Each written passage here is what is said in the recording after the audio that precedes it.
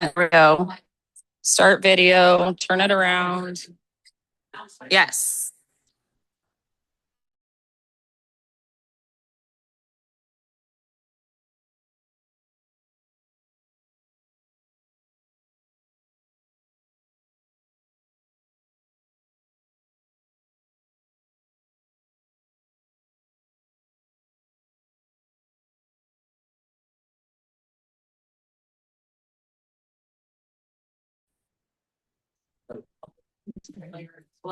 Yeah,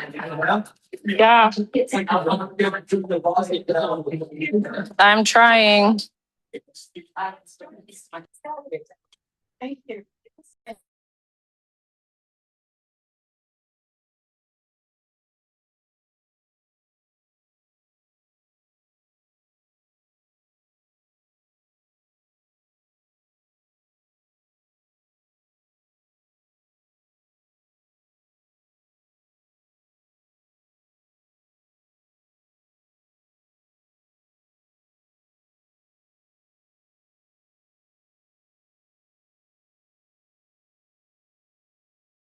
All right, we're gonna go ahead and call this meeting of the MFPD Board of Directors to order.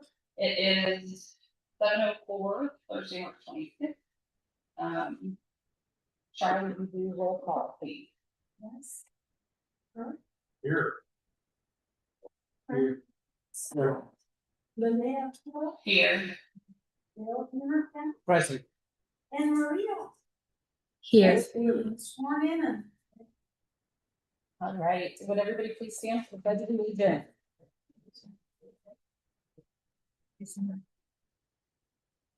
Allegiance to the flag of the United States of America and to the republic for which it stands, one nation, under God, indivisible, with liberty and justice for all.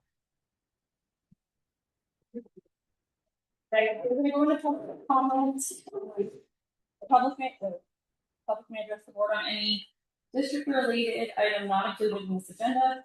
We ask that your comments remain civil and respectful. Any lack of decorum will result in the forfeiture of your time. Please limit your comments to no more than 3 minutes in duration. Do we have any public comments? Back there with Karen, and we have the microphone up here. I'm sorry. Oh, Big video. I know. You got this. Right? Push the button. I'm speaking on behalf of Mosquito Fire Safety Council right now, and first and foremost, we wanted to acknowledge and thank the chiefs for all of their support. They've given us an incredible amount of support. They've been very communicative to us.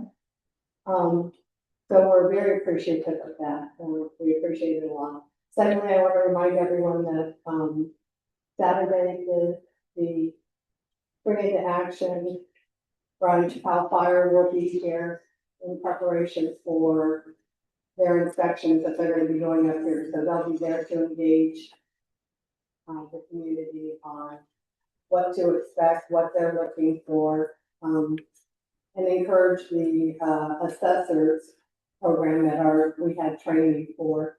And again, Chief Bravo has been excellent in supporting that process.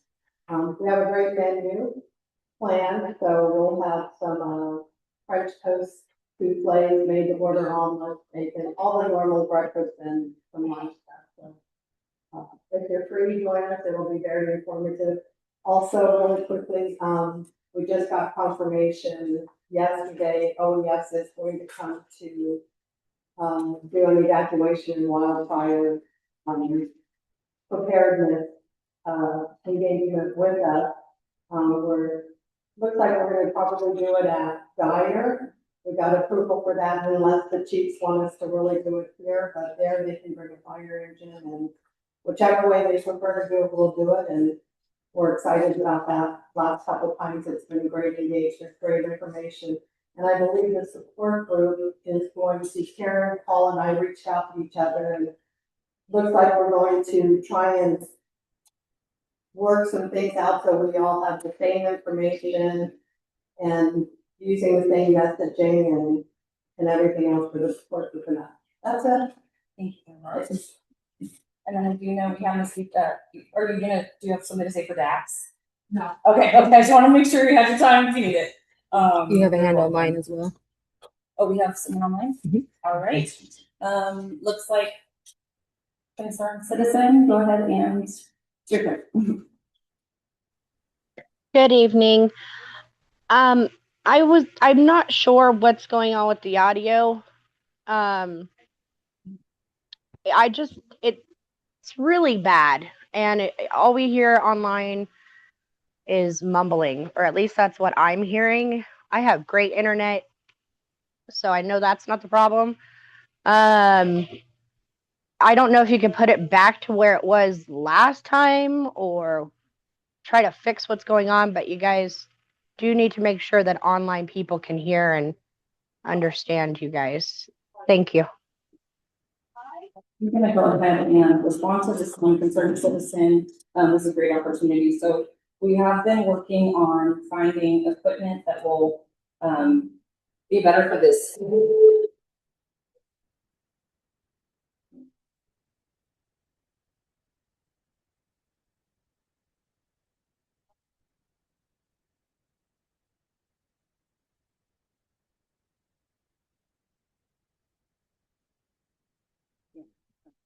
For that reason, we right now are borrowing equipment from people, we're patching it all together. And we thought we had a solution this past month, but it looks like it's really not gonna be ideal for our space. So, Mr. Williams and I did talk about how to do this. We had, people come in and look at the space and see what would really, work for us. And we're very hopeful that by next meeting, that will all be ironed out. We will have some new stuff. So thank you, concerned citizen. Do I have any other public comment? The iPhone.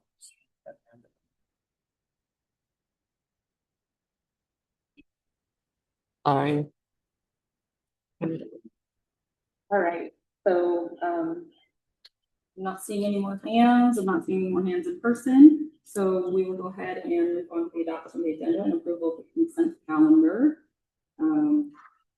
So the board may make any necessary additions, deletions, and corrections to the agenda, including moving items to or from the consent calendar and adopt the agenda and the consent calendar with one single vote. So I do have to strike our closed session for today. We're going to go ahead and push that to another meeting. And then anyone that Bill, you have? Yeah, I got a couple of things.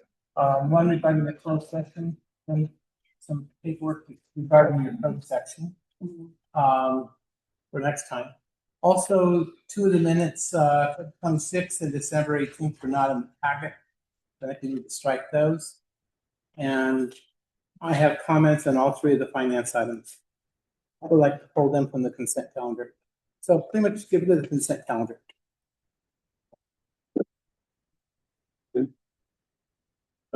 Given the ad hoc committee was not able to, I guess, press with the activities on those two 7.5 and 7.6 policies, I would suggest we strike those as well. We don't really have a recommendation from the ad hoc committee for those. No, but I did put in issue papers and I did bring forth my ideas since no one else was talking. And because we don't have an ad hoc committee, I'm bringing forth my ideas. Okay, so we don't have the Feb 6th, December 18th minutes. We're gonna go through with the January 22nd. You're saying you want to strike all expenses? No, I'm saying I have comments on all the expenses. Okay. So comments on all those, we'll get to that. And then you would like to strike 4.4 and 0.5, 0.5 and 0.6. Okay, and Bill's saying that his issue papers,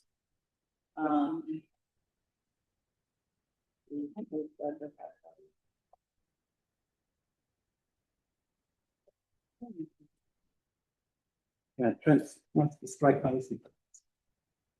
okay, so,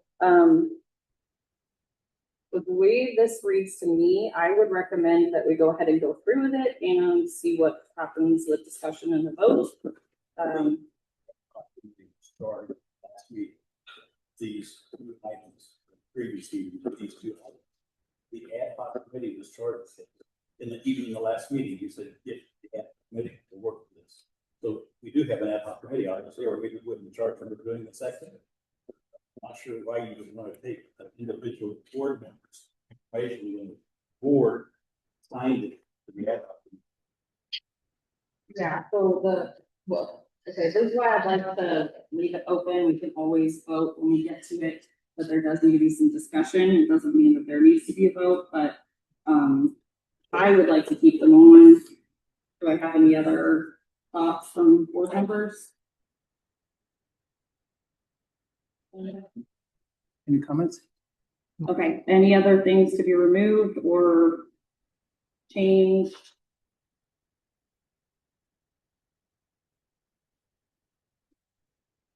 Hearing none. Seeing nothing online, so we will go ahead and move to minutes for January 20th. Oh, sorry, I apologize. Let's go ahead and approve the make a motion to approve the agenda with the changes discussed. Do I have a second? Second. All right, we're striking 6.2, 6.3, and then section 8, the closed session. Yeah, the December 18th minutes. They're not in the board packet at the moment, so all right, so we have a motion, a second, all in favor to approve the agenda, say aye. Aye. Aye. So we have Aye. two. Oh, Sorry. sorry, we're, all those in favor say aye. Aye. Aye. Okay, all of those opposed say nay. All right, and then any abstain? None, all right, motion passed. Minutes for January 22nd. Do I have director comment? Okay, this one. This one. He's gonna be on that one better for you.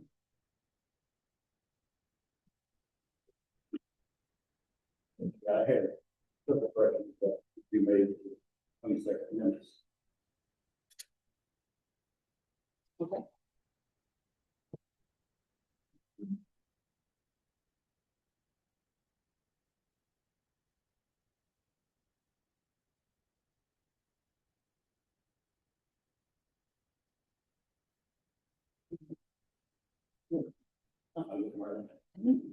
Yeah. Make corrections in red. Right. That was not.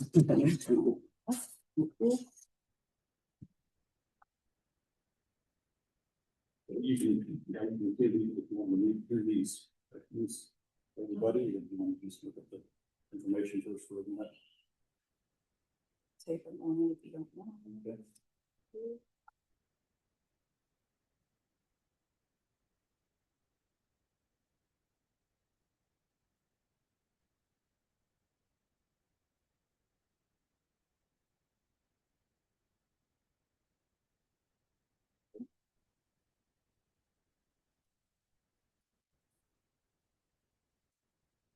Anybody have any for?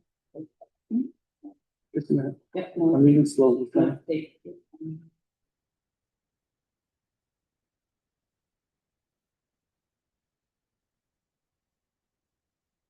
No, serious.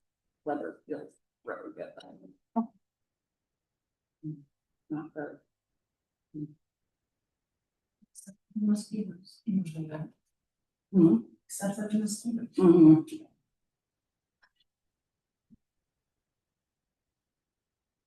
Karen, can you turn your mic? See which number you are for your mic? S3, M6. 3. Okay. Thank you.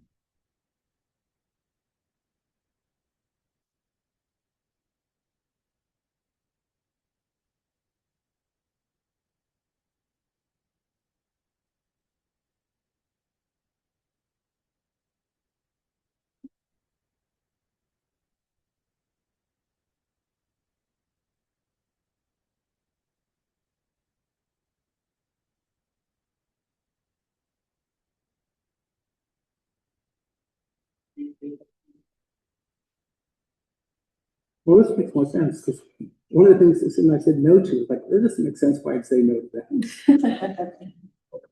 Yeah, I think these two. Pretty comprehensive, so I'll make a motion, we accept Trent's changes. I will second that. All in favor, say aye. Aye. Aye. Aye. Those opposed, say nay.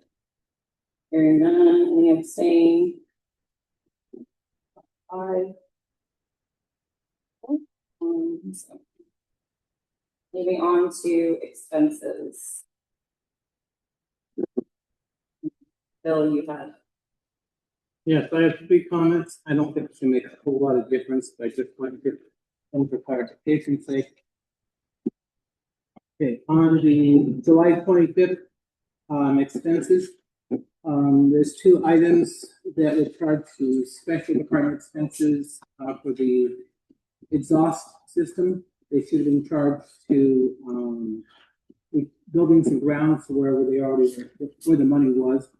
So we'll either have to move the expenses, or we'll need to move the money one way or the other. I just need to recognize what happens on that purposes of transfers. On page 8, the 226 stuff, it shows that we spent about $20,214 on rope equipment, exceeding the amount of about $15,000 that was budgeted for it. And on page 9, item number 16, T-Mobile radios were again charged to $4,500 instead of being charged to 4040 telephones. Those are my 3 comments.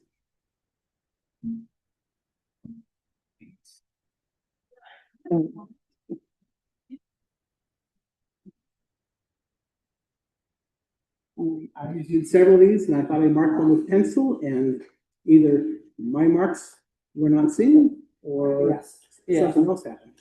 So let's get it, we'll get it straightened out, and, with those changes, do I have, actually, did you want to go, what you went through?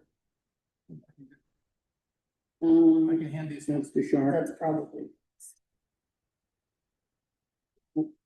You did not like yeah, it looks like, right there. Ooh. All right, I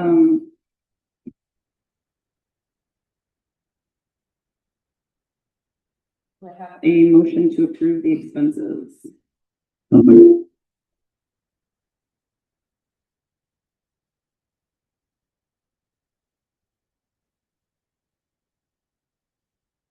a second. All right, all in favor, say aye. Aye. Those opposed, say nay. And you abstain. No, I said, sorry, I said aye. Did I? Yes.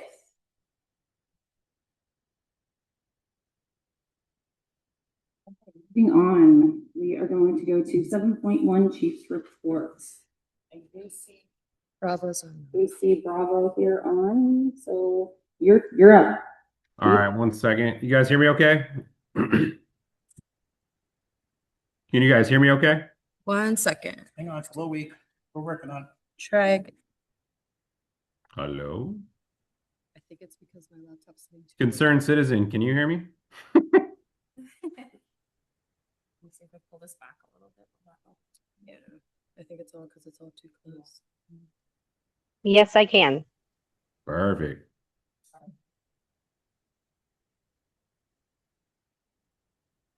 Hold down the chair. Mm-hmm. I don't know if it's gonna make it any I don't better. know. But I'll try. Hi, Try again. Bravo.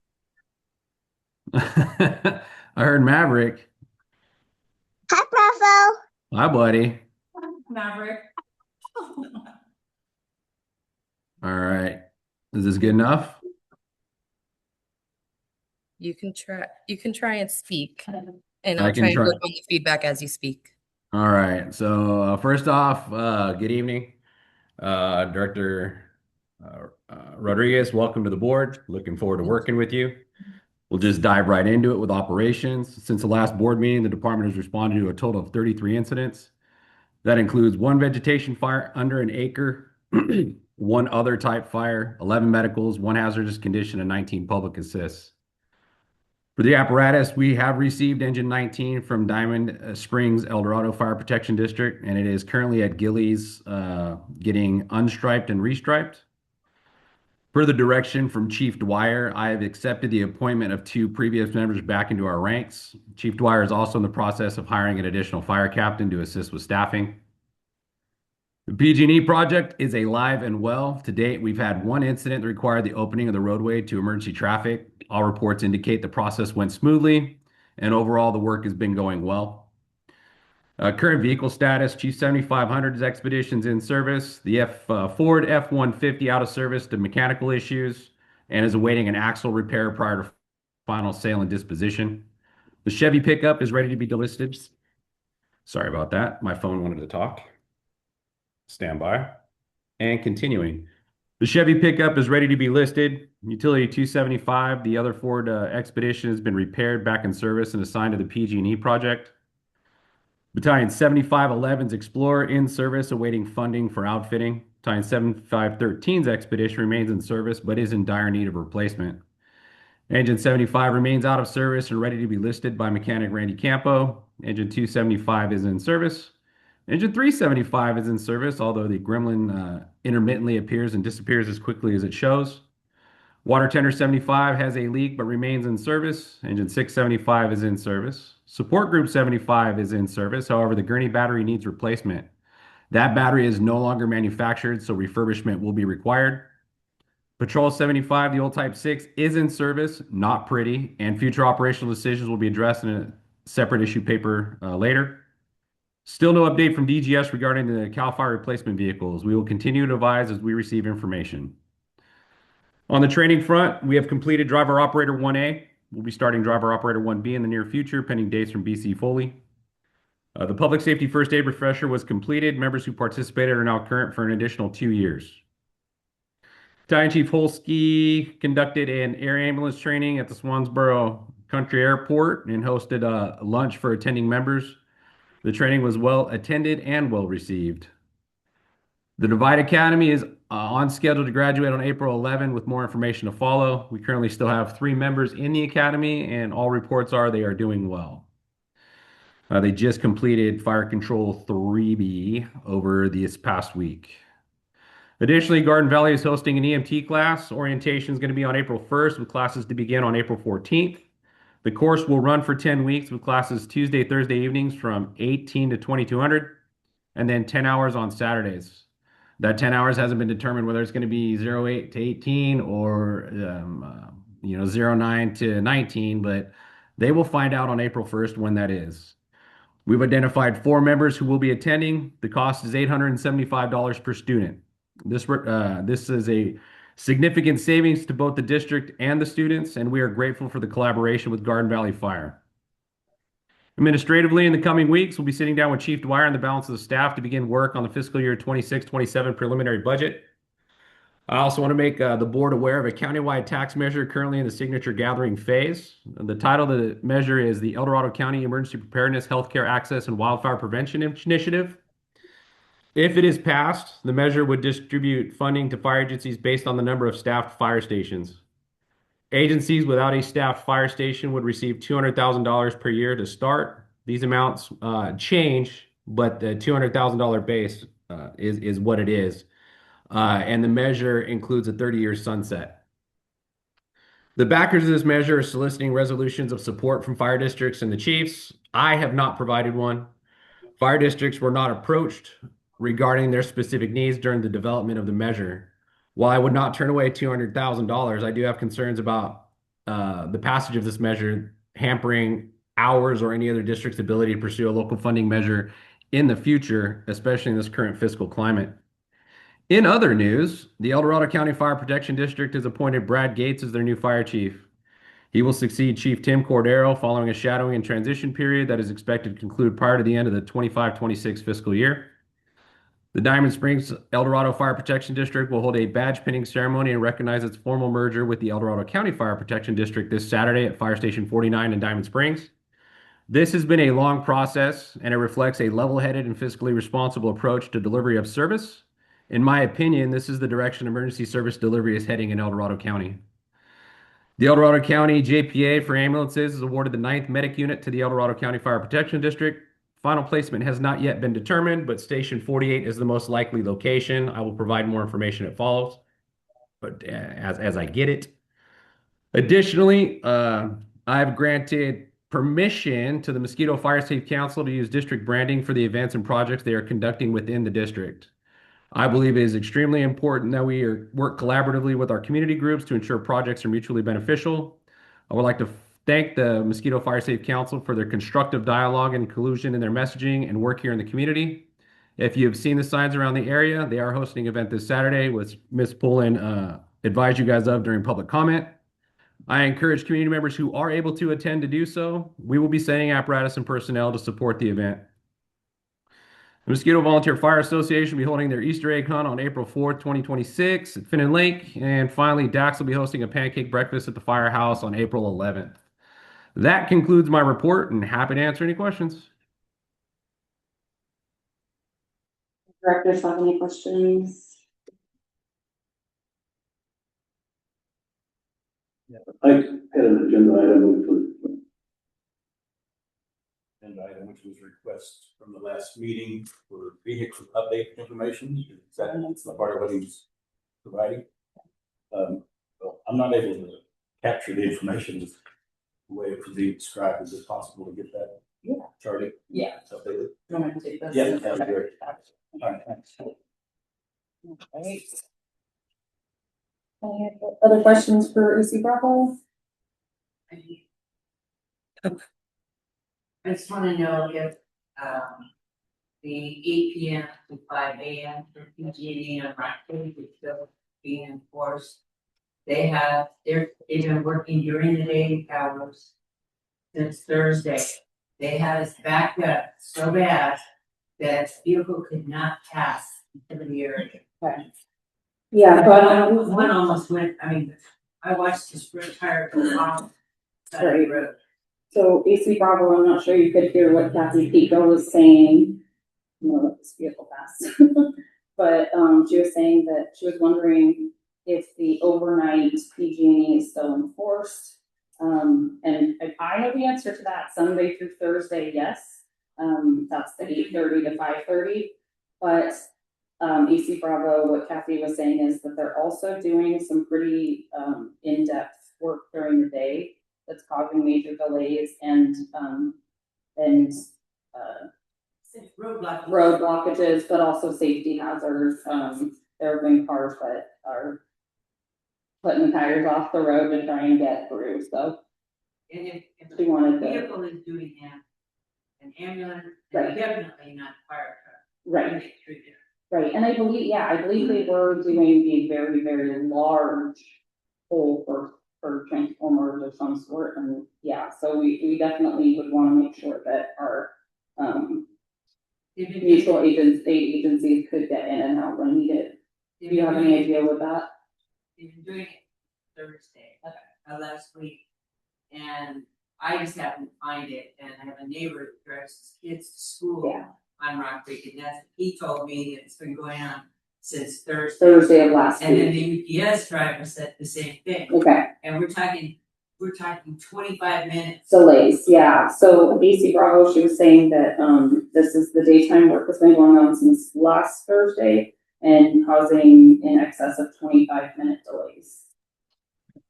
I wasn't aware of any projects going on during the day from PG&E. I can happily reach out to them, but that's going to be an El Dorado County Department of Transportation issue, not a fire service issue. I understand what the community is saying, and I get it. But we haven't run into any issue with emergency responses, and that's my concern. Your concerns are valid, but the proper channel for that's probably going to be El Dorado County Department of Transportation. Okay, yeah, the concern being expressed was that emergency vehicles would not be able to get in and out because when there's that 25-minute delay, there is nowhere to go around. This is the first I've heard of it again. So if it happened and I'm just now finding out about it in a meeting, there's not much I can do about it tonight. So Is this occurring on Rock Creek Road or Mosquito Road? Rock Creek. So my question was, because I thought there was some kind of an agreement Right. between the fire department Yeah, we're there and and the then PG&E, Mhm. that they were supposed to do it at night. Yeah. And this was like a mega hazard because there were at least 4 concrete trucks and rock trucks behind me, Right, and there were 3 in front of me. right, And then there was a guy with a boat. yeah. And then, yeah, no, that is definitely problematic. So, as AC Russell said, he will get information on that. And it sounds like we have PIO Homestead on as well. And so they will, I'm sure, disseminate that as quickly as they can. Thank you for bringing it to our attention. That's huge. So Well, thank you. I just Obviously, we're I just happened to go on yes. Rock this morning. Thank I you. never had a problem before. Apparently since Thursday. Yeah. Thank you very much, Kathy. All right, so if I don't have any other questions for the chief at this moment, we can move on. Oh, sorry. So someone from the fire department's in contact PG&E about this. Yes, Or And- county, or- I would like, and one way or another, they will disseminate it to the public through social media and website and, yeah. All right, thank you very much, chief, for your report.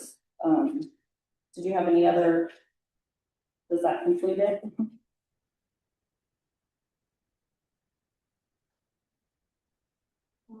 All right, okay, again, thank you, AC Bravo. We will move on to 7.2. I would like to, I would, my hand apparently didn't get raised. I want to answer Kathy Pico's comment if I may. We do have an agreement for nighttime work, but the closures themselves are permits granted through El Dorado County Department of Transportation. I will reach out to them, but we're not staffing during the day until after, the initial May 22nd date comes and goes. So, and that won't be until the Mosquito Bridge opens. So again, this is the first I've heard of it. Ms. Pico, in the future, if this happens, call me immediately. So we're not chasing it, 24 to 48 hours after the fact to make sure we get, to get these issues alleviated. Thank you. Yeah, it happened today. I was out Rock Creek Road, noticed the same thing. They had long length of trench sitting wide open. All it takes is somebody to drop one tire in there and the whole road's blocked. All right, thank you very much, everybody. Thank you, AC Bravo. We will go ahead and move on to 7.2. This is in regards to the PG&E transformer easement. We had this on an agenda prior and we were ready to go to vote, but we were waiting on another organization's, for working their stuff out with PG&E. That has happened. There's been approval, it's been voted on and with SCPOA. And so, we have everything here in the board packet. Do I have a motion to discuss and possibly approve? And you're sure this was approved, because last I heard the last SCPOA meeting is not. It was approved. It was Thank approved you. Yesterday. All right, I'm gonna go ahead and make a motion. Motion. For a second, we'll go to discussion and then we can go from there. So, I make a motion to, discuss and approve the PG&E transformer easement proposal. Do I have a second? Second. All right, discussion. I'm gonna start with directors, then we'll go to public comment, and then we'll go to vote. We have some lovely color pictures in the agenda packet.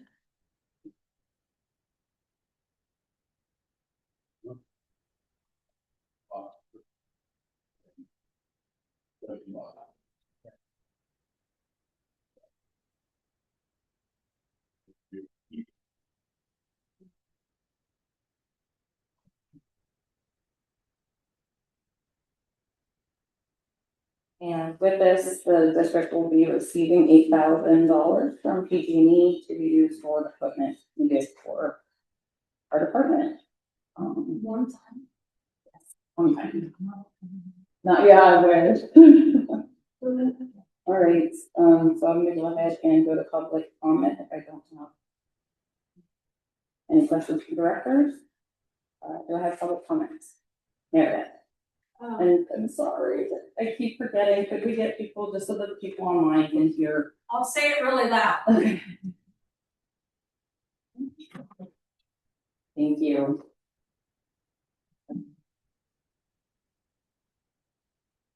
Has legal counsel reviewed this? This would have been the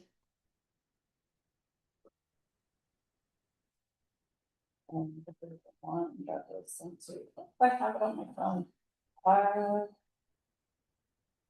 have to see who was on the email, but I will amend my motion to approve with as long as it's been confirmed by legal.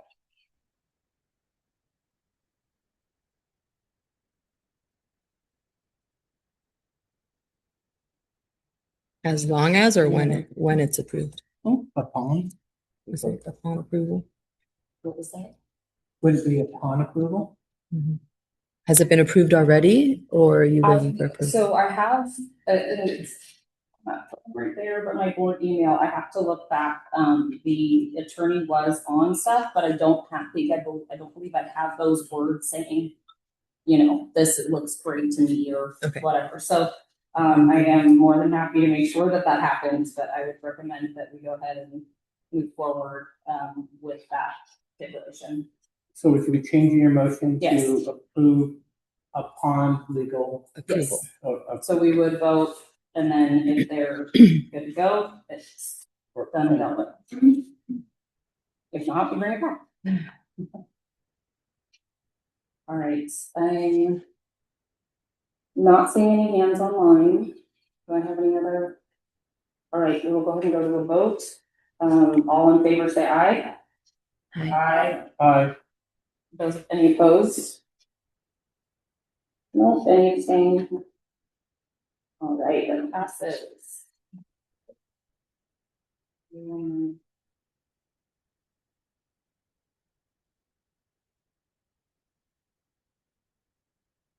right, we're going on to 7.3 is the certificate of engine E 675. So this was brought forward by AC Bravo. Do you mind taking this one?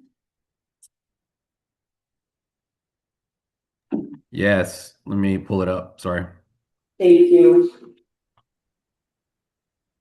It has to do with apparatus. I'm gonna get the correct.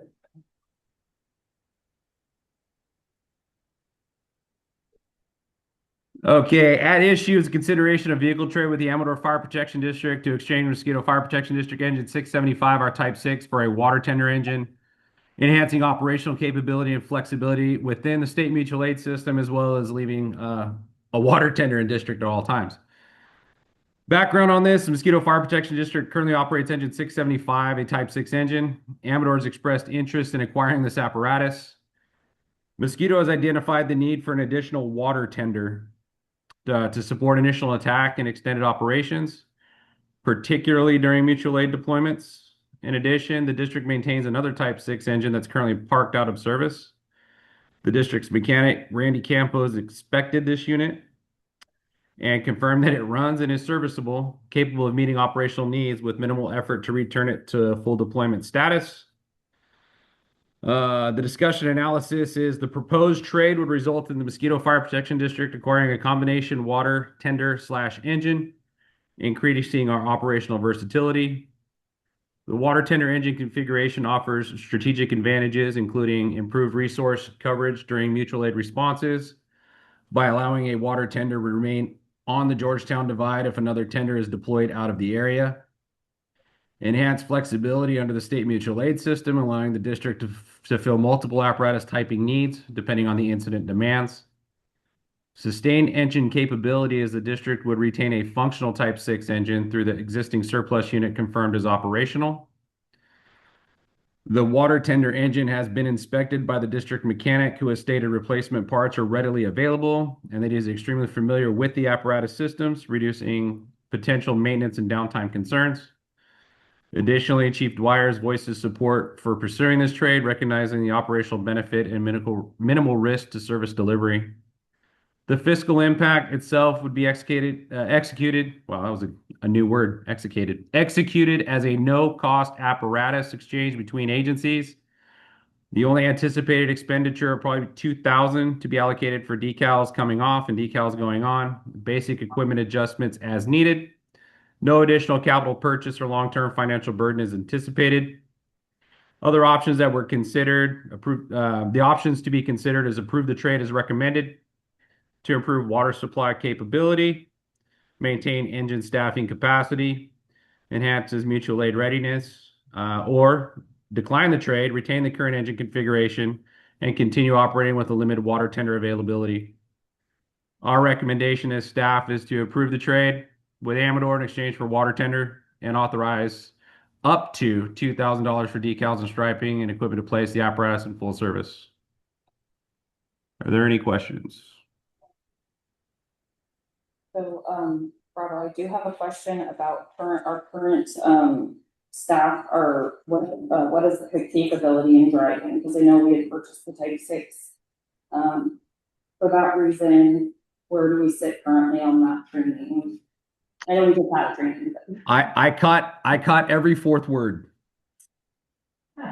Linnea is asking as far as our staff goes currently, how many people do we have that are drivers? How many people do we not have as drivers that would need to be able to use Type 6 to drive something?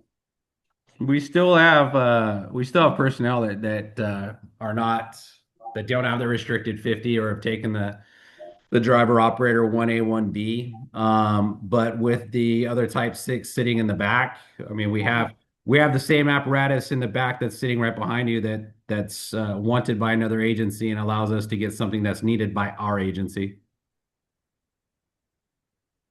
Yeah, go for it. All right, I have a couple of quick questions. One, the number of gallons of water carried on the Type 6 versus the number of gallons of water on the tanker engine. So the Tengen has 1,500 gallons with a 1,250 GPM pump. The Type 6 has 50 gallons. So 50 versus 1,500. Significant difference. And the other question is, how much to get the Type 6 that's currently sitting in the back to be operational? Did not get those figures from Randy. He's already checked it out. It's operational. So was no cost to get that operational? Okay. There's a few minor tweaks that need to be done to it. The door needs to be adjusted. The mirror needs to be replaced. But I mean, when I say replaced, reattached. But I'm being told by the mechanic that it is serviceable.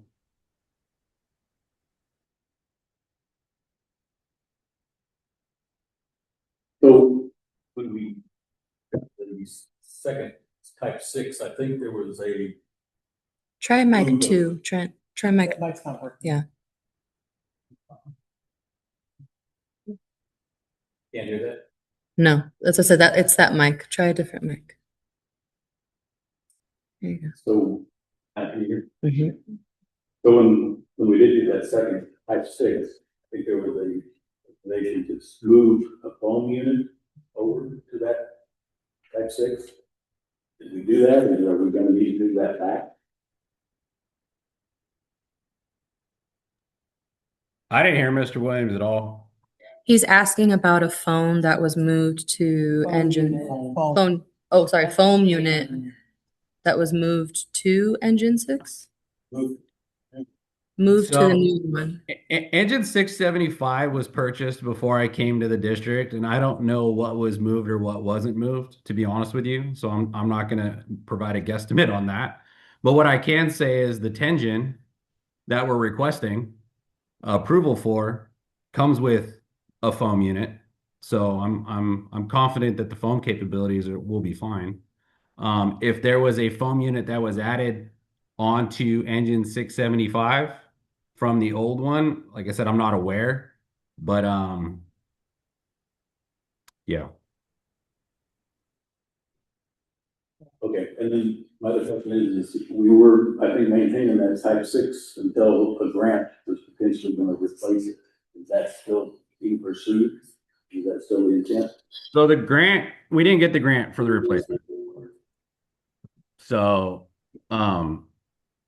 we essentially, we have two type 6s and we can afford to get rid of one because the other one works and get something that we need. I mean, that's the issue before you. So, and then along those lines, Trent, we had, yes, we've gotten this, in, we were still hoping that there would be.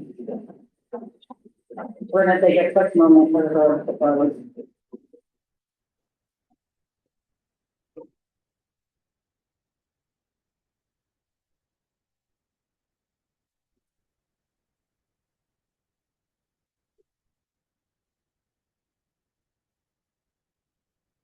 Was there a question asked? I'm sorry, I missed it. One moment, we were closing the doors. Oh, sorry. So, he,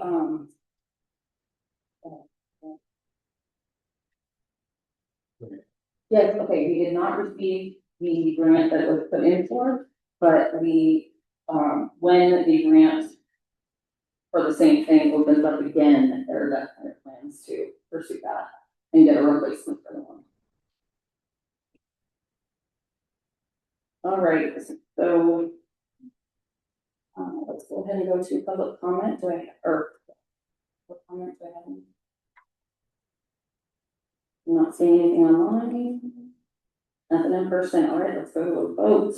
All those in favor say aye. Aye. Hi. Those opposed? Aye. Was that opposed? That is not. No, Okay, we're just so- delayed. Any opposed? Any abstain? All right, passes. We will move on to. Yes. Mhm. So this will be leaving our fleet and we will be getting another apparatus that will act as it is called a tendon and it will be here with. Help us out. So. Next one will be 7.4. Yeah.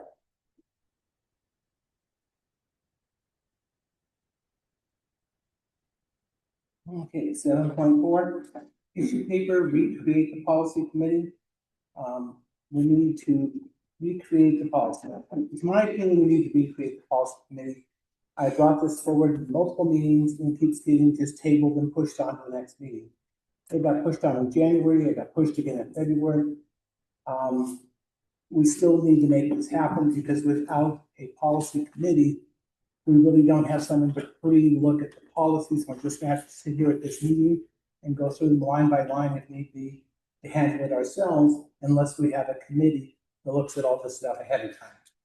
So I really think the policy committee needs to be created. I have 3 recommendations. First is reform the policy committee. Not loud enough? Okay. Trying to be nice. Reform the policy committee as a regular scheduled committee. Assign board members to it, and then create the process by which civilians who wish to join can do things. I mean, we found out some things at the training the other day that says that anybody coming into the committee would have to be up on all the policies, would have to have signed off on a couple of things, and we need to get a list of what those things are and make it available to anybody who wants to come be a member of the committee. You can hand them this checkoff box that says these things need to happen. So I would like to make a motion that we create the policy committee as a regular scheduled committee. Do I have a second? I'll second it for the sake of discussion. You're fine. All right, do I have any discussion from directors? There's 2 items that were to take place prior to putting this committee in place, and I fully support the idea of having a standing committee to get the correct information for it. But we did need to get some legal clarification, which you put in your issue paper here.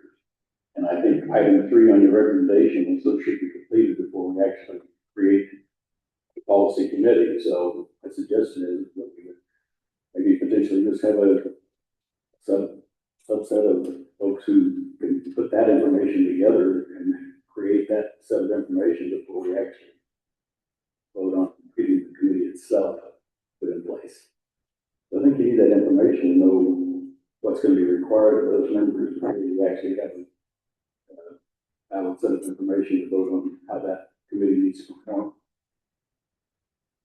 In answer to your comment about needing to get legal clarification, of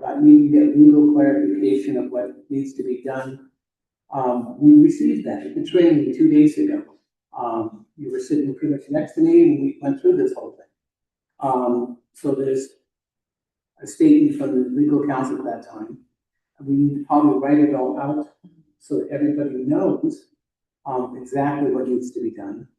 But regardless of whether we get additional civilians on the policy committee, I think the policy committee itself, with 2 board members, needs to be formed and go forward and comment. Okay, so I just want to clarify here, I will make sure that we do get that, that info that we had talked to Scott Farah about, and, I will disseminate that to the board. Yeah, we received the response from him. We received a response of it. I'm the one who needed to check on that. One of the specific questions we asked was, is it a public meeting or not required for that committee? Because you brought up the fact that you didn't think it was a public meeting for that committee, and he did not know the answer to that. And he said we provide that information. I just don't think we should be voting on something that we don't have the information as to what we're voting on. Here's my concern. So, Go ahead, please. so just to be clear, we're wanting the policy committee to become a standing committee, which is permanent versus it being an ad hoc, correct? Correct. As an ad hoc committee, it can only handle those specific items that have been assigned. Limited scope. It has a very limited scope. It has 4 or 5 items that it has currently been assigned to be taken care of. Once it is taken care of, those items, the committee should disband. But at this point, instead of it being disbanded, what we do is we keep adding More policies. we keep adding this to it and this to it. And I, for one, would like to just see the ad hoc committee go away. Let's get a regular policy committee and make it a permanent thing instead of always being this temporary.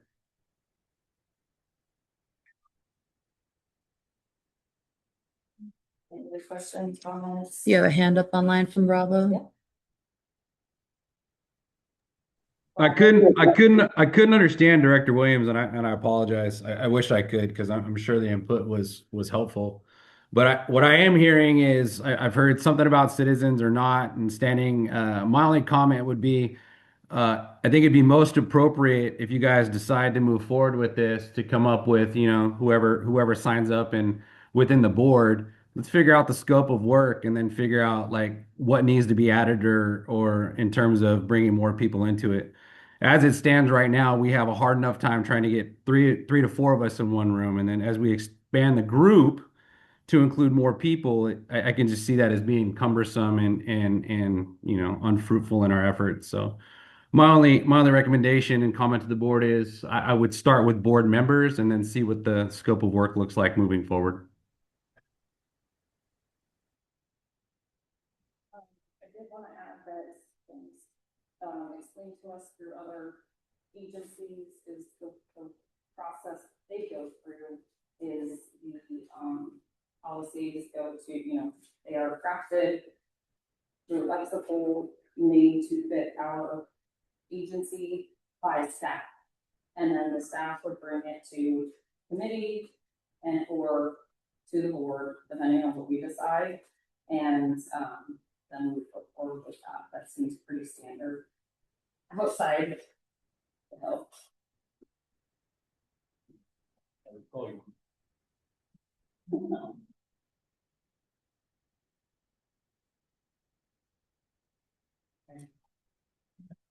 Easy. Batteries? I recall you communicating that information prior, and I think there were two things associated with that. One is that in that description you had earlier, the suggestion was that the staff are not participating on the board committee. I also recall in the discussions we had with Garden Valley recently that their approach is different than that. We actually are meeting an ad hoc committee to do those types of things. I think a lot of that's based on the fact that they aren't routinely working on policies, so they don't feel like they have to have an ongoing activity. Again, I'm not opposed to ongoing activity, but I do think there are various other organizations. I still have to request the information that you got writing to these people as to what they were communicating to you. So you would provide. We don't have. I have a different interpretation of what Garden Valley. I don't know how you could. Frank previously said, we do have an ad hoc committee that takes care of those types of things whenever we have a need to do something with policies. And they also said that the policies are crafted by staff and They then can go where they need to go. Yeah, they can be. They certainly can be. But a staff member, just like in our current policy arrangement, can provide any fire protection personnel can submit a change or a policy to the fire chief. The fire chief can then forward that to the committee. That's the way our policy works, and that's the way they were describing theirs to work. So that can happen. But it also be processed by the board by an ad hoc committee. I think he also suggested that they can submit a policy or a policy add or a policy change as well. So. And then their ad hoc, I believe that he was saying there is a scope and time frame when they're done. If there is something else I'm creating ad hoc and you deal with it. But yeah. So all right. Any more directors who can say any public? If you know hands online. And the person. Nope. I think he was that. Yeah. Yes, come on up, please. Yes. I might be on my lane. I'm trying to understand where does the actual idea that a policy needs to be updated in the first place come from? Is that coming from your staff or the board? Or why are you even updating policies so many? It sounds like you guys have so many training people. So I'm just trying to get my head around where is this coming from? Shouldn't be doing a whole bunch of policy things wrong. I don't think that's not typical. I can answer that. Regular updates come out from Lexipol. And when those updates and rewrites and changes, and when those updates come out, either annually or sometimes 4 times a year, we process through those because sometimes there's legal changes that happen with policy. And those need to be brought to the board can then be notified of the changes, and you can put them out to the staff as necessary changes to conform with legal ongoing things.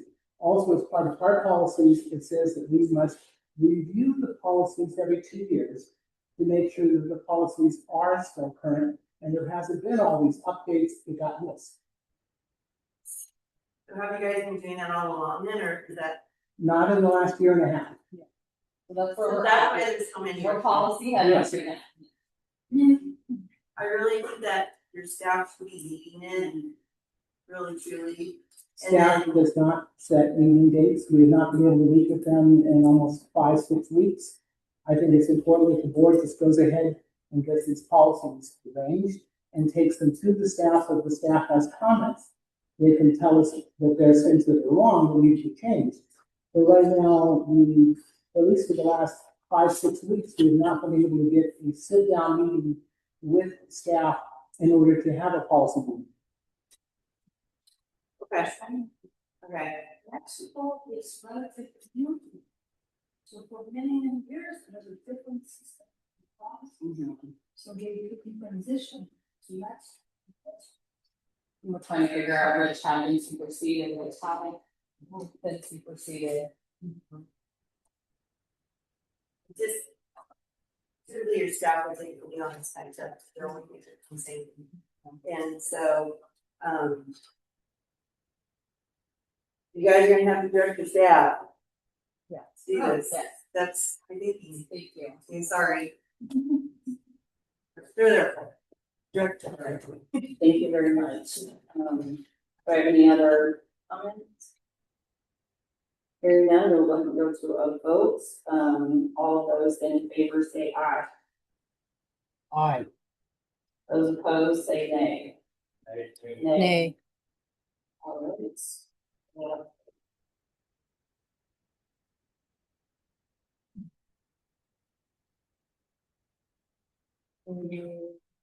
Next item is the use of district facilities and grounds, but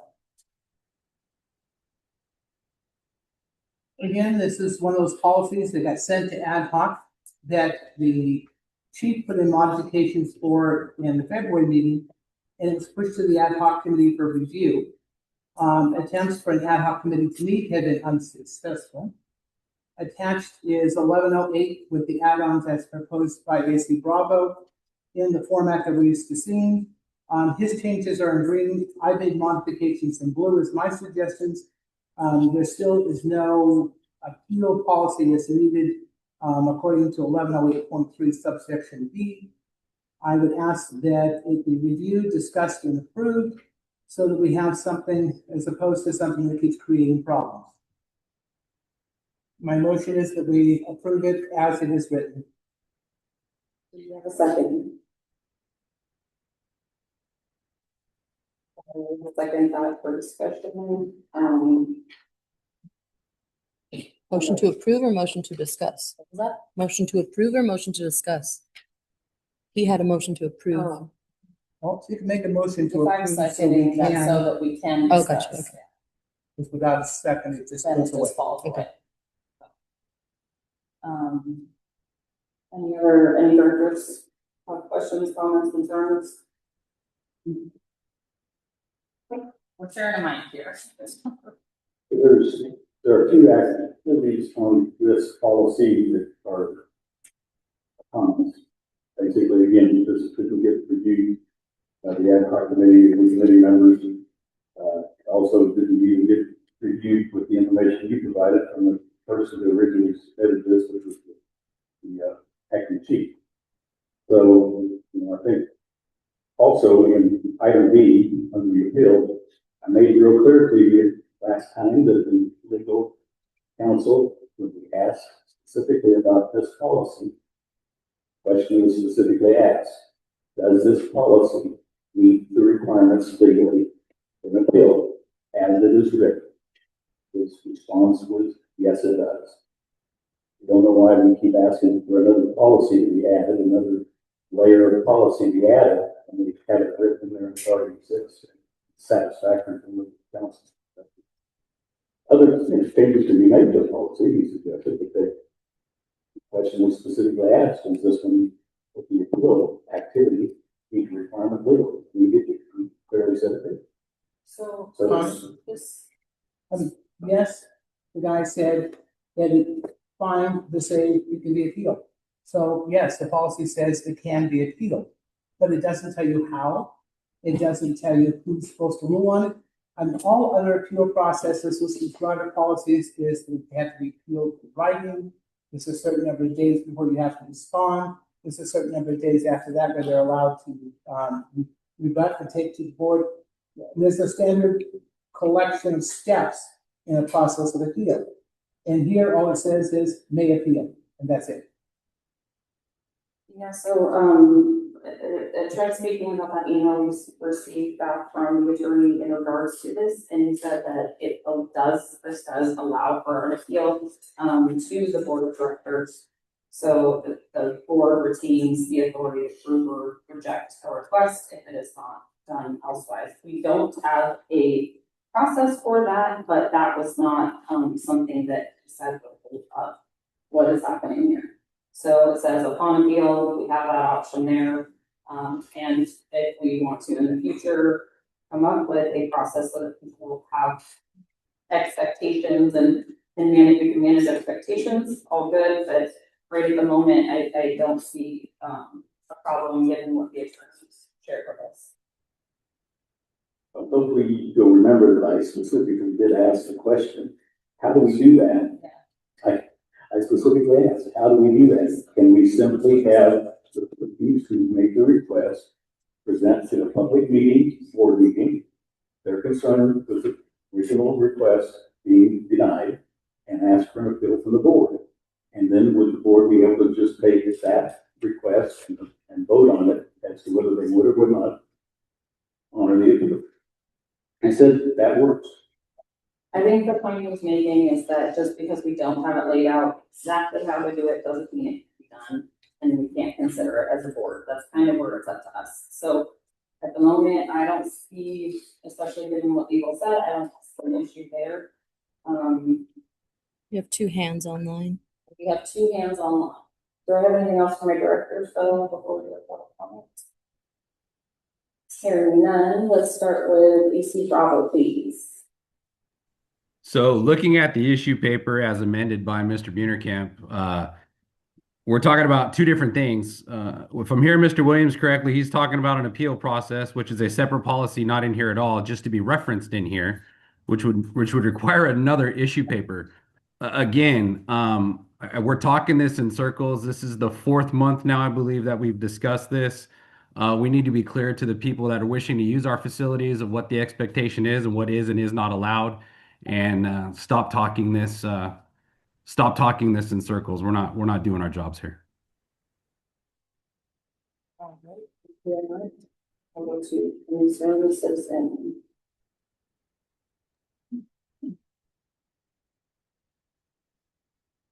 Hello. So I was looking over the policy and I noticed that the draft policy states that the fire chief may approve facility use, but it doesn't specify how the district verifies that permitted activities actually comply with California law.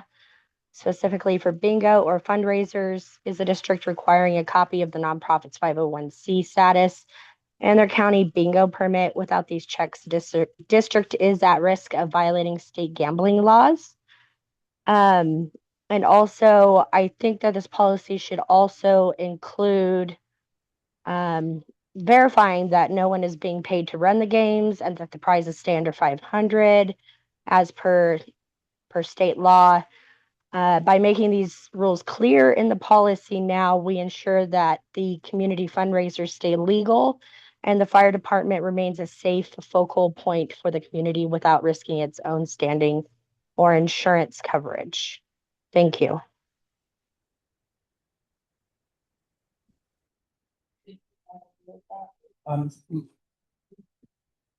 My understanding is that what she said was that part of what should be in here is the person, that no one is being paid to run the game.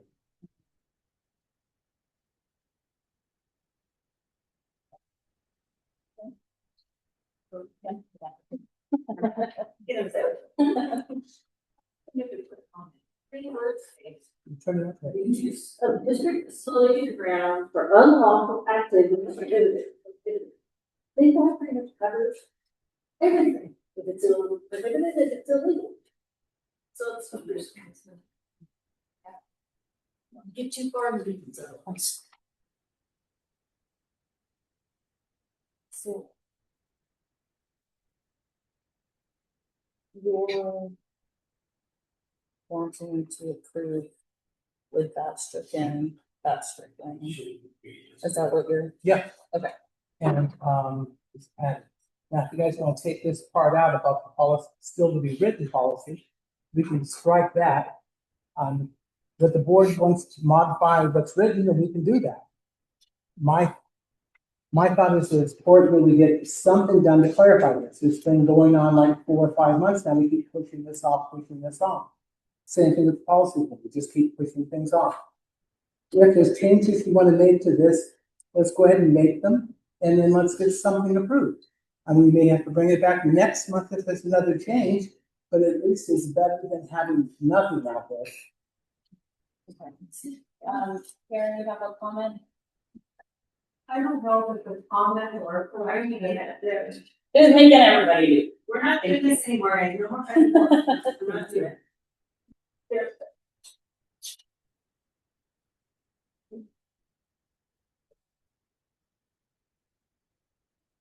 I think I'm a little bit confused. This is a fire station. And is the question whether or not this board can override a decision that the command staff makes on how this station is going to be used? I guess I'm confused about that. That's one of the reasons why we try not to invade this space unless we're invited to do something for the fire department itself. So I'm confused as to why this is even an issue. I think that if the command staff says no on an event, then it should be no on that event. This is a fire station, and it's supposed to be a professional fire station. I have always been told that in the fire districts that I've been a part of and fundraised for, that the fire station is the center of the community, not the community center. And that's what I keep coming back to, and this has gone on way too long, and I think when the command staff says no to something, even if it's to fire safe council or anyone else, that should kind of be where it ends. But I mean, that's my opinion, so. Thank you very much. So, I don't want to keep going back and forth. I'm going to go ahead and say that, as we said before, the attorney did say that there was, that there needs to be something, the use of this facility, for better or for worse, comes down to what the board decides. So there is an avenue to be able to appeal the request, and then it really truly is up to the people who set up their request. So with that, I'd like to go ahead and go to vote so that we can move on to other business. So all those in favor of the approval of 1108 with modifications, say aye. Aye. Aye. Three, you've got three. Oh, wait, sorry. Those opposed say nay. Hey, So, and no abstain, so that passes. We'll move on to the next item. We have Bill. Okay, with that passing, we're gonna need to bring it back next month to take care of C. That's gonna deal with that then. So we're on replace 1054 with a separate policies before clerking. We need this right now. Okay. Would be, I guess, the whole thing we're in blue and D, would be, is that in or out? that's what I'm saying. To me, I'd like to just see it out. Yes, I think, It's out. yes. So With I that, can change my motion. yes, please do. You know, to approve as written with the exception of the striking the line and being the written blue, still need to be like the process for the appeal. Okay, so Okay. You're saying it should be. I should take that blue part out, strike this part. Yeah. Eliminate. Yes. eliminate that, and then include everything else. I will second that, and we'll go to a vote. All those in favor say aye. Aye. Those opposed say nay. Oh, okay. So it's Four. I'll figure out this part about no modification. okay. Bill 1054. Okay, 1054. Again, another ongoing action. I bring this back month after month because it is my belief that the admin clerk and the board clerk need to be separated into two different positions. Therefore, requiring separate policies to state what the job requires of that function. And I have taken the original 1054 and written up two different versions, one for the admin clerk and one for the board clerk, and I presented them here. My motion is to pass them, and with the admin staying as 1054 and the 1054 being the board clerk be assigned a new number by staff since they have charge of Lexington. That's my motion. Got a motion, do we have a second? Second. All right, so, we have a second, we will go ahead and do a discussion. One thing that I do want to, show, or I'm sure we know, is that this has not gone to, and well, we haven't gotten a response from command in regard to what they see, as opposed to pulling the duties apart where they really see things can best function for them and us. So for that, I would ask that, that we don't approve this at the moment.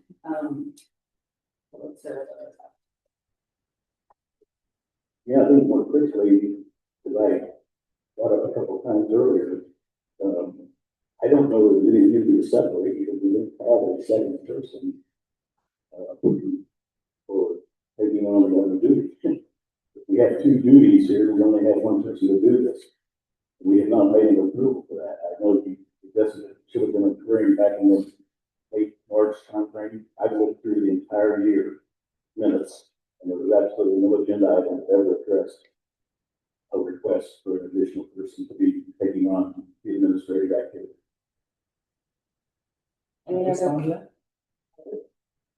I agree with Trent. There has never been a motion to specifically create the secondary position. On the other hand, when we put the budget together back in March of last year, I was told at that time by those people currently on the board at that time that we needed to create money in the budget for a secondary person. Since you and I have gotten on the board, there has not been a motion to create the secondary position.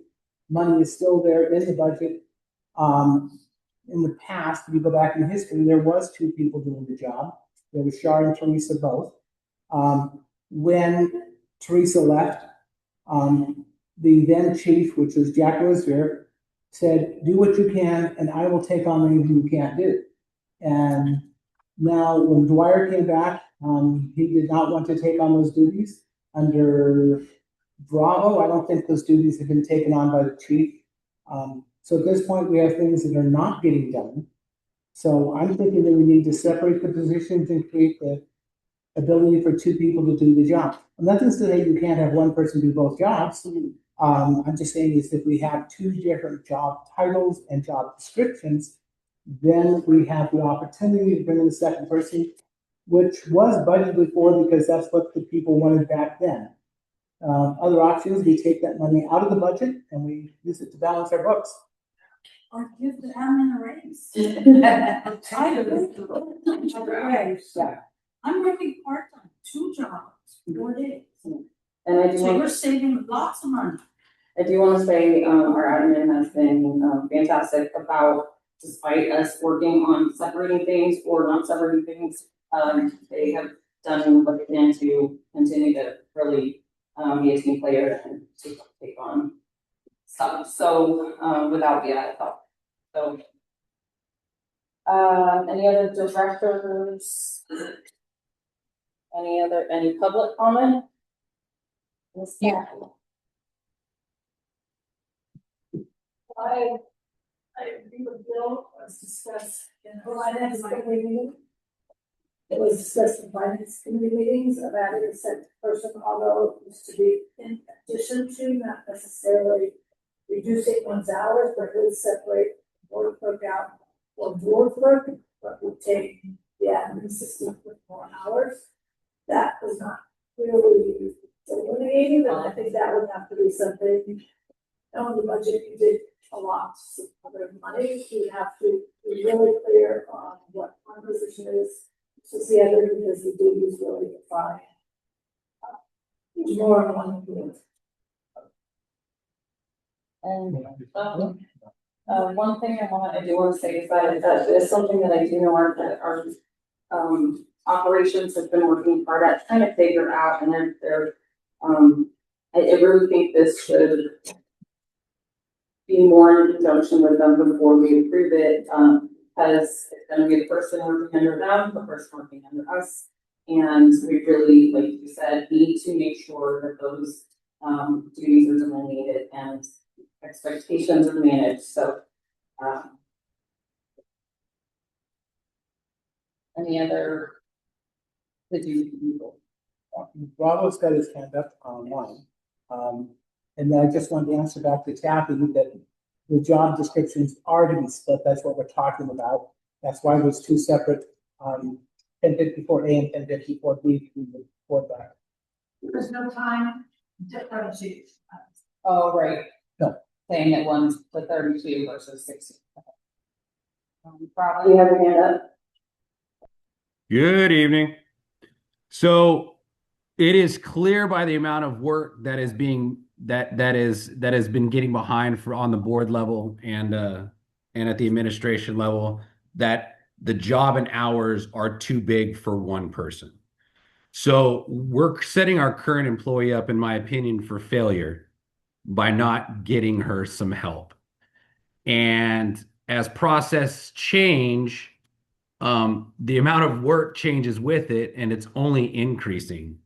So if we're really looking out for our employees, then the jobs need to be split, and the board clerk needs to work for you, and the admin assistant needs to work for the district, i.e., admin, staff, and what have you. There are not enough hours in the week in order to get us to where we need to be because of how far we are behind, and it is unfair. In Char's defense, doing both jobs, she's in these meetings at night after she's worked her day. And then every single meeting, she's having to redo minutes and other things. And that's letting other things go that are mission critical, like paying our bills, like making sure that our residents are getting timely answers. And ultimately, she's keeping the chief officers in line. So we've been also dealing with this for quite some time, and I think it's time that the board do what's right for the district and get Char some help and split the jobs. Okay, so I do have a question then for you, AC Bravo. How it has been separated out right now, does that work for you? If so, I would feel a lot less uncomfortable approving. Linnea, I hate to do this to you guys. We cannot understand anything on our side. Linnea is asking if you see anything in what's been printed up into the agenda that you disagree with in terms of separating the two positions.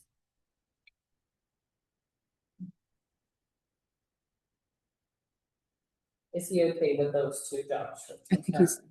There's a lot to digest between black and red in those documents, and I hate to be that guy. Does the district have the old job descriptions? Before they were set up, or before they were combined? Correct. Does somebody have any input of that one? I do not believe that the old job description is there, because once they were put together, that old description was eliminated. And I don't believe I have notes that go back that far. Do you know? I have a description for you. For when it was, okay, for when it was you and Yes, Teresa. before the. Okay, so you have board. So Char has a copy. Admin. I mean, I think instead of reinventing the wheel, it was already invented, and then you guys fixed it, and now we could probably go back to the way the wheel was, and it'll still go around. But rather than hand a document that everybody's confused about, maybe that's the framework you start with. But I implore you guys to do this quickly and soon, because she is drowning.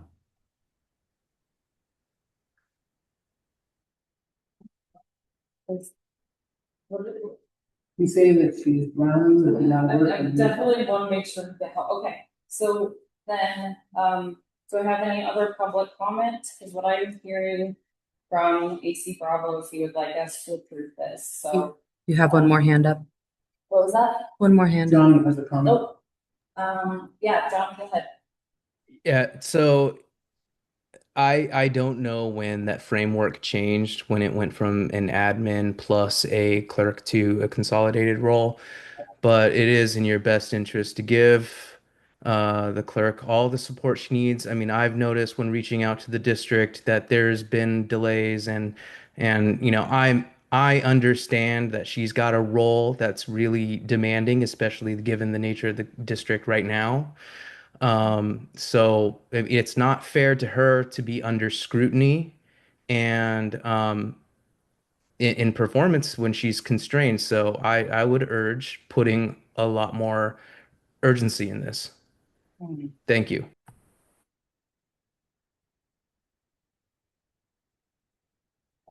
So. I'm just trying to think out, so then your motion is to use it as it sits. We have the previous board clerk that Char has, but that doesn't necessarily align with the separated board clerk and admin we have here. Does anybody have an idea how to reconcile that tonight while we? Where is the provide separation? For. Oh, sorry, I So didn't go far. together, Okay. and Bill went ahead and separated out the ones that we had just determined. They're both just 1054 right now. Okay. Okay. My thought process would be to put it in as is here written, and then we can always bring it back next month, tweak it. But we will are against. We just keep going in circles. Well, the other option is to keep saying no, and it keeps shoving it off, and we bring it back the month after that, and the month after that, and the month after that. Okay, we have other business, sorry, for you, please, go ahead. If there's two positions and two different expectations, it should be clarified to make it simple. So we know who is held accountable to do what, and get this moving forward. Because going around and around, back and forth, accomplishing nothing. Okay, if there's two positions and two expectations, we need to set it up that way and move forward with it. Okay, with that, what I'm hearing from our law is that, the best path forward for us would be to approve it, as separated and to move forward from there. So we have public comment? Yeah. And then after Meredith's comment, we'll go ahead and go to a vote. Has Char reviewed this and made any comments? She's been doing all the work. And so I think that some input from her would be beneficial to everybody. Yeah, I agree that we definitely need to,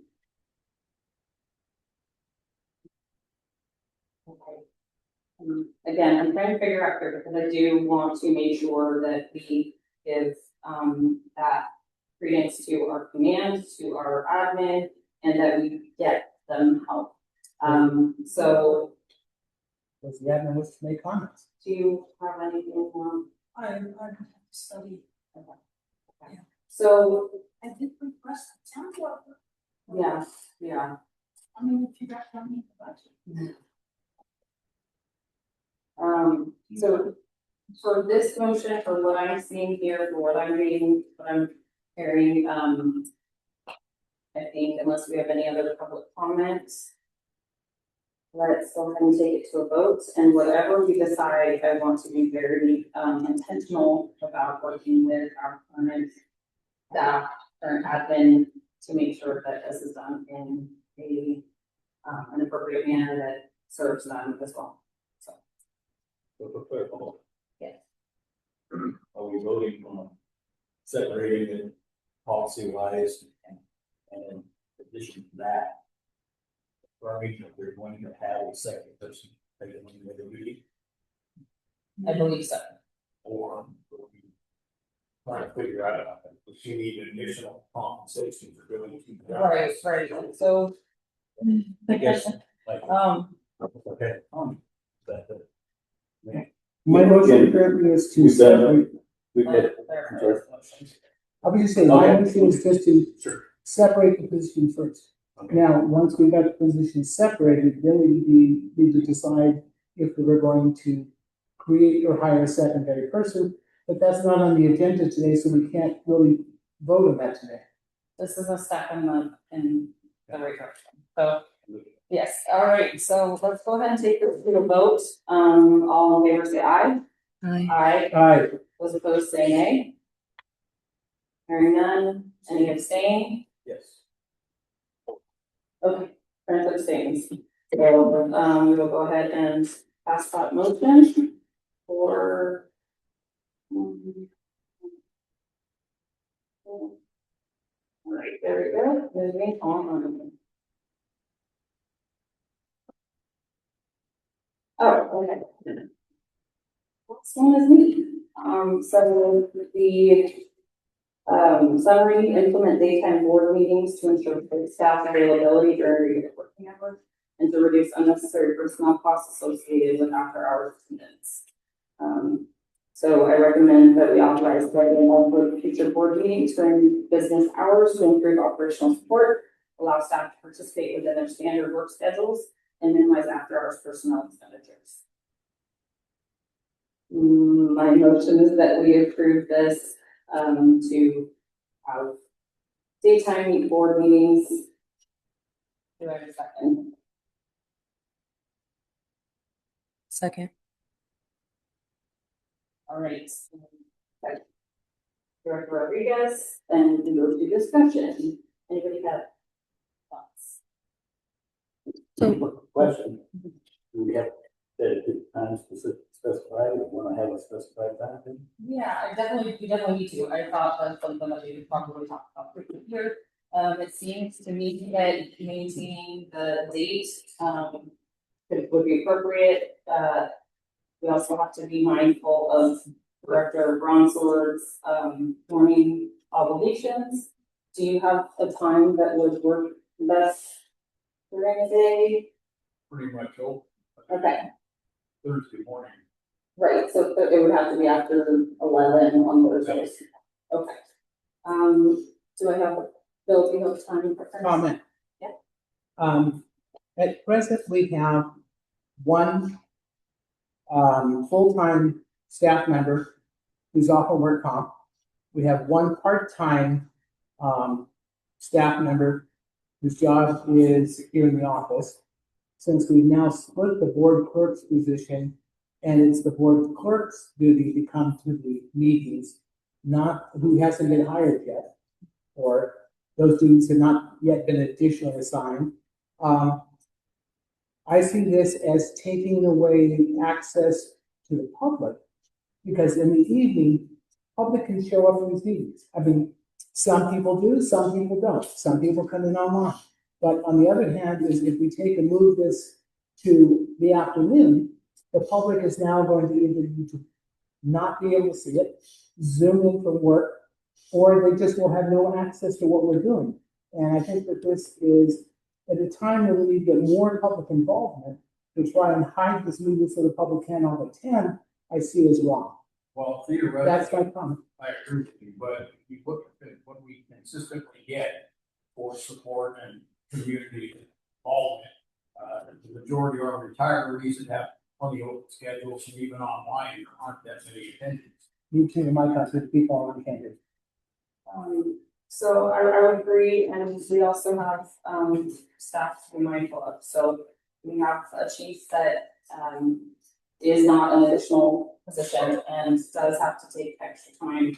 And the after hours, again, other districts have found that and absolutely transparency, openness, availability of the community is paramount. However, it is often a very similar subset of the community attending with our state time. So one thing we wanted to make sure is to have either way is access via Zoom. You can't be there during the daytime. It is available online and you can submit public comment. So You have a hand up from Bravo. what I have to say, we do have a hand up with AC. I absolutely want to commend you for making a very tough decision to bring this out in the open, but I can tell you that daytime meetings are very much more conducive to for a lot of us.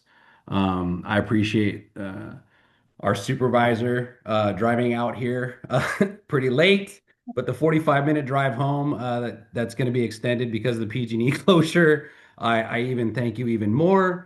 But when we are inviting members outside of our community for this, it does make it a lot more conducive for us to conduct business. And in July, I believe the law goes into effect that all of our meetings have to be Zoomed anyway. So we're not really excluding the public. I appreciate everybody that does show up to the meetings, and believe it or not, during the day, I see the very same people meandering through the fire station to say hello. So full support of daytime meetings. Thank you, Linnea. One more for Another John. hand on my John. Go ahead. Hey, this is Johnny Valenzuela. So the meetings went to daytime a few years ago. I think it was around 2020, 2021 timeframe. It made no impact to the meeting at all. And it is probably better for you and your attentiveness and being able to navigate the meeting. Just give more support to public information, give more support to providing the recordings online, better quality content in a faster, more efficient way to access that information online, and you will have no issues. You'll get better public engagement when the public is informed. The majority of the community has no idea what's going on in this district, has had no idea what's actually been going on in this district for a number of years. So I commend the district in providing better public information and better messaging. Thank you.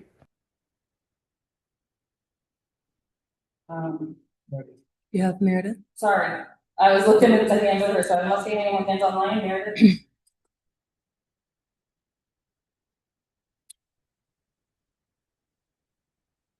I have no opinion about nighttime or daytime meetings. But I've heard several times tonight that it's been difficult to get people together for these committee meetings. And I'm wondering if, how that, is in relationship to this. Is it gonna be, is that gonna make that even more difficult? Or if you can't get people together for a committee meeting during the week, how is it easier for you guys to have a board meeting during the day? Did you hear that? Comments, Karen? I'm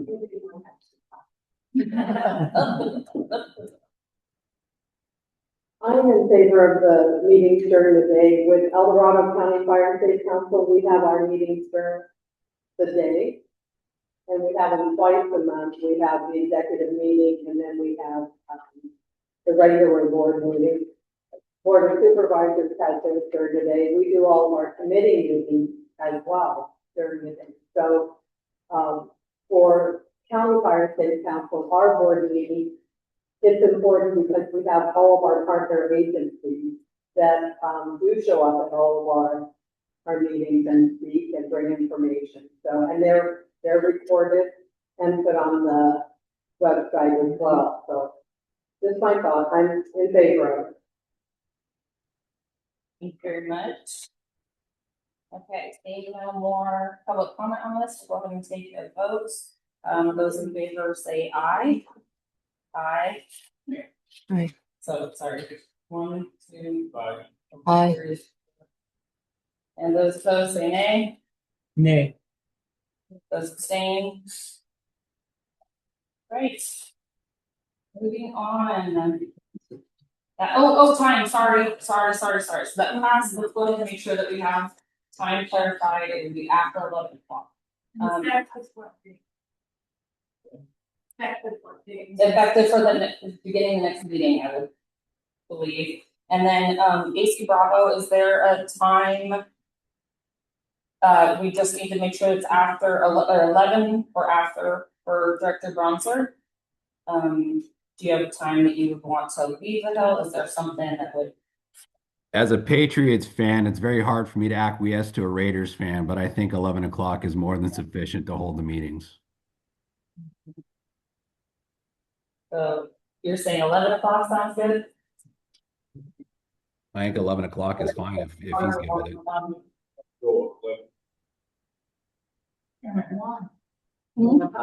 Yeah, would 1 o'clock be okay, Bravo? Because that would make sure that everybody could get some lunch. We could all sit here, fall asleep at our microphones. All right, so we will set it for 1 p.m. Starting the next board meeting, Thursday, April 23rd. 23rd. 1 p.m. All right, we will now go into committee reports. And Nope. we did not have. Oh, sorry, I didn't have a paper for that. Trent's gonna give us a quick update on the Garden Valley 2x2 meeting with their board and staff. I'll keep it short. The attendees for the meetings. Ed Hopkins, who's the chairman of the Garden Valley, we're Edwards, who's the director on the board. Wes Norman, who's the fire chief for Garden Valley. Chris Schwegler was also there. I think the battalion chief. I say this thing was just a battalion. I'm not sure what that meant, so I think battalion chief. And then Scott Bravo, our acting fire chief, and Linnea and myself were in attendance. And the items of discussion mainly focused on some general criteria. Just informationally, we also all had a copy of the existing shared services agreement, and a lot of the things that's AOA. I'm sorry, joint operating agreement, excuse me. And it, describes a lot of what we were talking about with regard to particularly the training options, sharing personnel, vehicle use. So those were 3 of the topics that we did discuss in the shared service mindset. There wasn't a great deal of information in the current one with regard to any kind of clerical administrative activities, but I guess that could be considered as a part of the personnel decision making by the fire chief. And then, by the way, the fire chiefs are basically the responsible individuals in that case to determine whether they can support another district with any of that activity. So the discussions were similar in that regard and what the current situation already describes. But I do think we drilled down a little bit on more intently on some of the things that were considered with regard to administrative clerical type supports, since we had that kind of support. And also we were interested in kind of understanding how Garden Valley folks are now responsible for working with Georgetown activity in some similar fashion. We gained some information from that, which was helpful, beneficial, and just a good discussion in general with the board members with regard to some of the things we do. So it was very beneficial. Obviously, more to come. But, there was it's a bad. It was definitely a discussion of what door districts do, what door districts need, how to help each other, what is already in place, and yeah. So. And I guess I should add that Wes Norman was willing to provide a response to some of the things we asked about and give us some idea of what they might be willing to provide some support with. So I think that's what them. All right. Comment? Yeah. When I worked with the LAFCO team, I always write up a LAFCO out report. I would ask that going forward, if you have a 2+2 meeting, you have the 2+2 report out. Things like the current JPA agreement or whatever we currently have going with daily. It'd be nice for those board members and or possibly the public to be able to review that as well. So having included that in your report would also be nice. because that way it gives the public more knowledge and the board more knowledge. I mean, I remember what things were 8 years ago, but I don't know what the current one is. So it'd be nice to have that. So In that, comment. yeah, I'll definitely have to take the call for that one because, we were supposed to come together for that. That's my fault. But it will be happening, in the future. And I do have a hard copy from Chief Norman, but I will make sure to get that electronic copy of the JOA, that can get disseminated. And Always got to. Yeah, I think it'd be good to, because as I was reading it again today, I think it'd be good to get an update on who's participating still. I know we talked about that, but I don't for sure. right, because there were 5 districts. Right, there were 5 districts in that document originally prepared. But I'm not sure, I mean, they can opt out, and I think that has occurred, so it'd be good for us to get that clarified, yeah. You've got a hand up online. What was that? Oh, AC Bravo. I just wanted to thank Mr. Williams and Linnea for going in there open-minded to that meeting. I know that there's certain words in the community that freak everyone out, but having an open mind and these honest discussions with our neighbors is really, really going to be the path forward. And I can't say enough about Chief Norman and the amount of support that he's given me in my short time in my role. And case in point, I got an EMT class coming, sponsored by them at a fraction of the cost to get 4 of our members through. Not to mention the Divide Academy, not to mention bailing us out with the fire engine when all of ours were out of service. And this is just building blocks of moving forward. And I appreciate the open mind. I appreciate the dialogue, and I would love to see the momentum continue. So thank you guys very much. Thank you very much. With that, we will go ahead and go to committee reports, 9.1, finance, budget study session. Okay, there was no finance budget. No budget study session this time. I tried on, I think, 3 separate occasions to get command staff to agree to a date and time when we could meet, and so I could push it out to the public. Was not able to get any of those answered. I'm just going to make a point of having a meeting, even if it's just me being here on April 15th. I mean, what better day than tax day to talk about finances? So I will have a meeting of 1, if that's what it takes, until we can hear something from command staff as to when we can deal with budgets, when we can work toward the 26, 27, when we can manage to get our own budget balanced and get some transfers done. At this point, we're about 30,000 upside down. We either need to create cuts, or we got to pull out of reserves again. I mean, we're spending money we don't have, like the 50,000, 55,000 for the last engine. That was agreed to be purchased, and we were supposed to work out details. I was able to find about $26,000 that I can cut out of other things, but that still leaves a big gap, about $27,000 that we still have to find places to cut or to pull from reserves. So I will be here on April 15th, and invite all of you to be here. What time?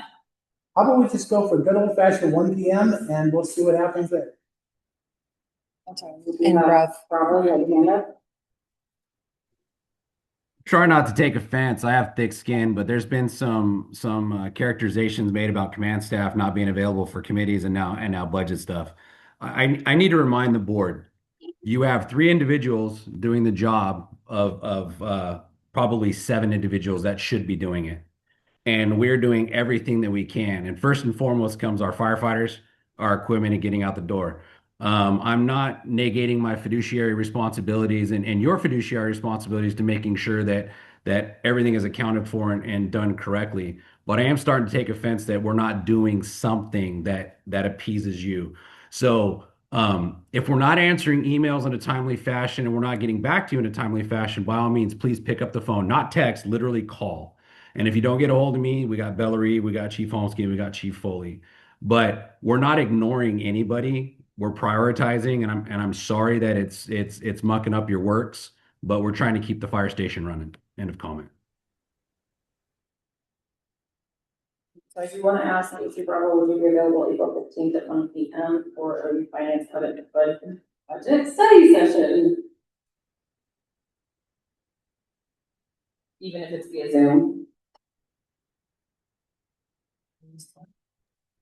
He's checking. I can be available via Zoom if not in person. April 15th at 1 p.m. for study session. He said he's available via Zoom if not in person. Perfect. Oh, perfect. Thank you very much. All right, April 15th, 1 p.m. finance budget study session. Right. Moving on, director's comments. Go ahead and start down the line. Maria, do you have sufficient?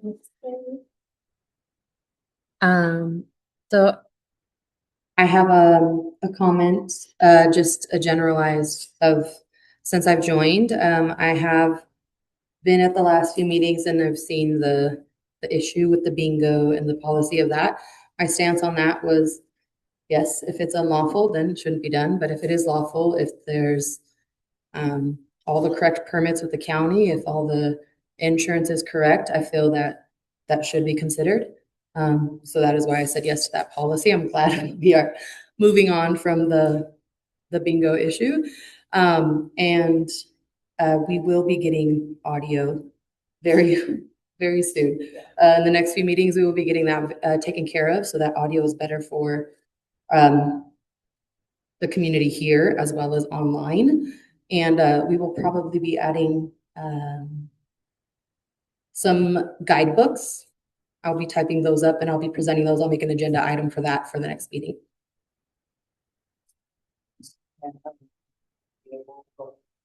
Let's have really quickly the guidebooks. Mm-hmm. We will get that on to the next agenda. Mm-hmm. Okay, I just want to make sure I get that down. Bill? Director's comments. Policy committee, I have brought it forth 4 times now. All 4 times it's got voted down. I think somebody else needs to maybe pick up the banner and run with it, because at this point, every time I bring it forward, nothing happens. And we're getting further and further behind. We need to hit, 2 years without any updates before something else happens. In answer to Bravo, I do my best to try to be available whenever he can meet.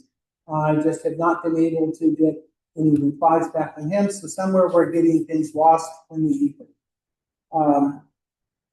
Hopefully we will get additional things done with the ad hoc committee going forward, and I will try to touch base with him regarding dates and time on it. Thank you.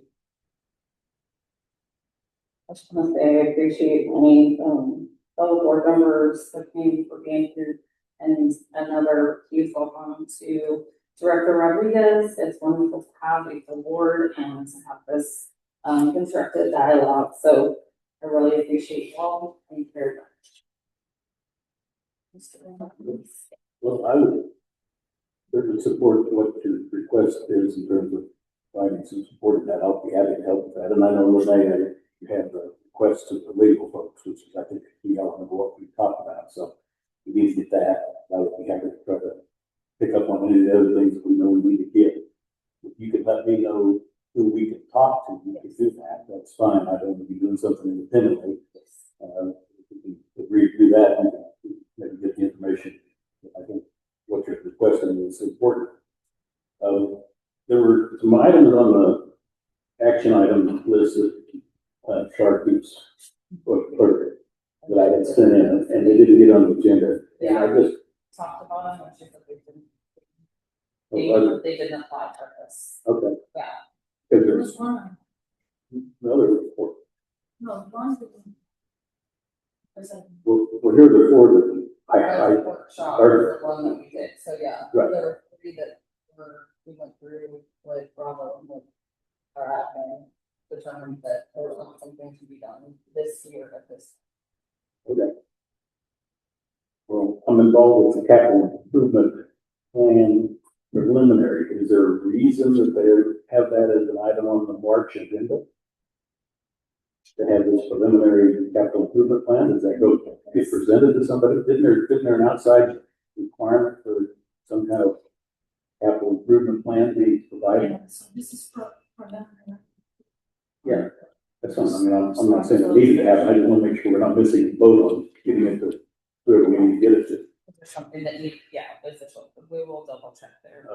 And then the third one is the development impact fee annual report. That doesn't need to happen in March.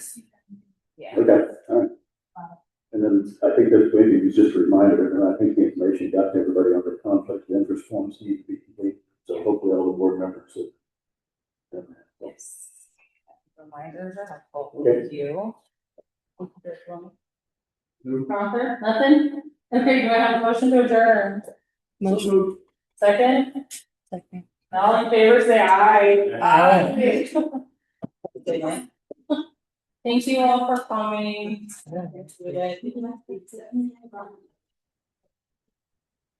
But Kim said yes. Yes. Yeah.